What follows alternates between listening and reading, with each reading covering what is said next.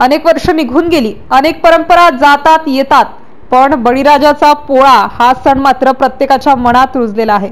म्हणून वर्षभर शेतात राब राब कष्ट करून शेतकऱ्यांना लाख मोलाची साथ देणाऱ्या सर्जाराजाचा पोळा सण आज दिनांक 2 सप्टेंबर रोजी सर्वत्र मोठ्या जल्लोषात साजरा करण्यात आला। पोळा म्हणजेच बैलाचा सण पुरातन काळापासूनच आपल्या संस्कृतीत भूतदयेचा जागर केलेला आहे। तो इतका आहे की प्रत्येक सणाच्या पार्श्वभूमीवर निसर्गातील जीवजंतूंच्या संरक्षणाची अप्रत्यक्षरित्या जबाबदारी जाणीव जुन्या पिढीने नव्या पिढीला करून दिलेली आहे। याचा प्रत्यय वेळोवेळी आपल्याला येत असतो। आज पिठोरी अमावस्या म्हणजेच पोळा वर्षभर शेतात शेतकऱ्यांसोबत बरोबरीने राबणाऱ्या बैलांप्रती एक दिवस उतराई होण्याची संधी म्हणून पोळा हा सण साजरा करण्यात येतो।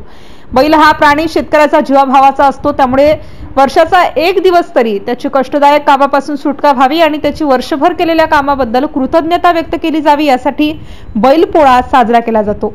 आज आधुनिक जगात ट्रॅक्टरद्वारे शेत नांगरले जाते, मात्र असं असूनही पारंपरिक पद्धतीने साजरा होणारा बैलपोळा मात्र शेतकरी बांधव आवर्जून साजरा करतात।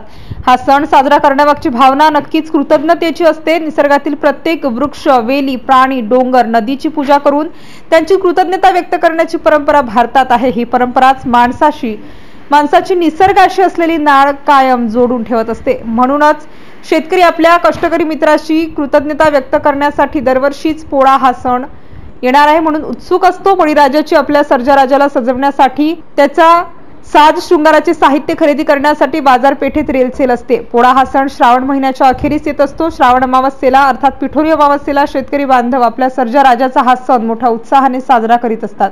बैल म्हणजेच वृषभ राजा, म्हणजेच बळीराजाचा सखा सोबती, जो वर्षभर बळीराजासोबत शेतात राब राब राबतो। मात्र पोळ्याच्या दिवशी सर्जाराजाला कामापासून उसंत मिळालेली असते। बैलांना पोळ्याच्या दिवशी कोणतेही काम करू दिले जात नाही। बैलपोळ्यासाठी बैलांना रीतसर आमंत्रण देण्याची पद्धत आहे।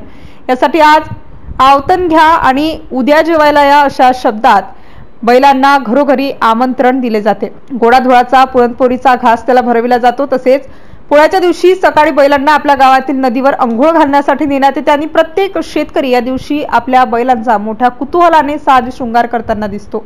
त्याच्या पायात पैंजण, गळ्यात घुंगरांची माळ आणि अंगावर झूल अशा सुंदर रीतीने बैलांना सजवण्यात येते।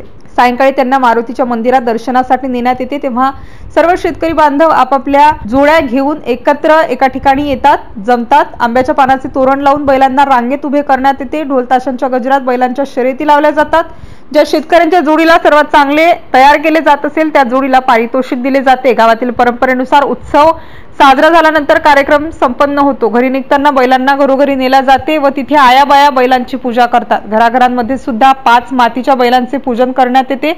असे पोळा या सणाचे स्वरूप असते, कारण बैल म्हणजे सर्जाराजा हा शेतकऱ्याच्या कुटुंबातील एक सदस्य असतो।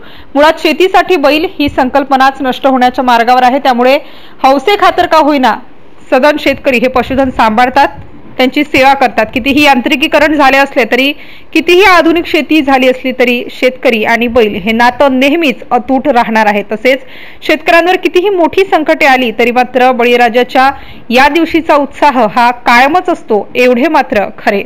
MCN न्यूज मराठी करिता आकाश उमाळे, जामोद।